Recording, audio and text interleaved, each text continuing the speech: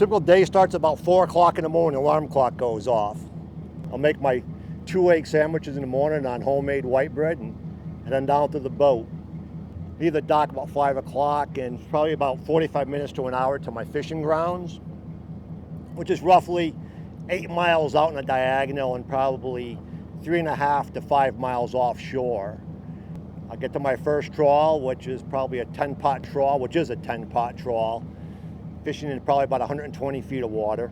A lobster trawl is a series of pots put in strings of anywhere from 10 to 15 to 20 to 30. There'll be a up and down line which goes from the top of the water attached to a buoy down to the bottom pot, and then it stretches across the bottom, and one pot connects to another pot with a length of rope probably 120 feet between each pot for a length of 10 to 15 to 20 pots long. So that's called a lobster pot trawl. The most amazing part about being a fisherman is every time you go out and you haul that first pot, you're so filled with anticipation. What's this pot gonna have for me? Is it gonna be a 0 or is it gonna be the big one? And I have to say today was a really good day. I had one trawl today that had 18 lobsters out of 10 pots. It's 18 keeper lobsters out of 10 pots, which is just pretty exciting. But then you go to the next trawl and it could have 2 or 4.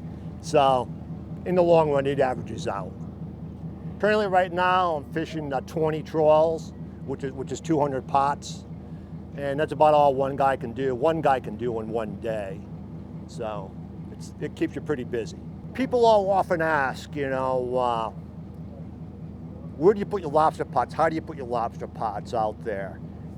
Does somebody own this section of land or bottom, or does somebody? There's nobody owns the ocean. We all kind of put our pots in areas where we all get along with each other and don't try to crisscross everybody. We actually take our pots and our trawls and we set them out in our trawls. We all set them up in the same direction. Further over to the west, we set our pots east and west, and over to towards Jamestown and Beavertail and that area there, which is known as the Raycon buoy and the Bells. And we set our pots at the northeast or southwest diagonal.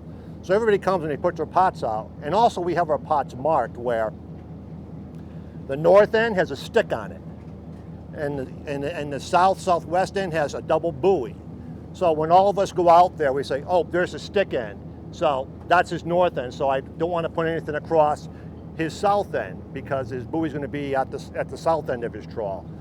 So we all are amicable as to set our gear up so we don't interfere with each other. But as far as like who owns the bottom, nobody owns the bottom. It's all basically a gentleman's agreement. Which is also good too is we have agreements with draggers, which are trawlers. If guys actually drag the bottom for bait and ground fish and such. There's different areas where we let the draggers go and the draggers let the lobstermen go. And different times of year, we flip-flop these areas or the different species that the draggers are going to target, and the lobsters aren't in that area. So we'll leave that area the draggers get there. That's about how we do it. It's pretty good the way it works out actually out in the ocean. You go out there and you see literally hundreds of buoys out there and they're in order.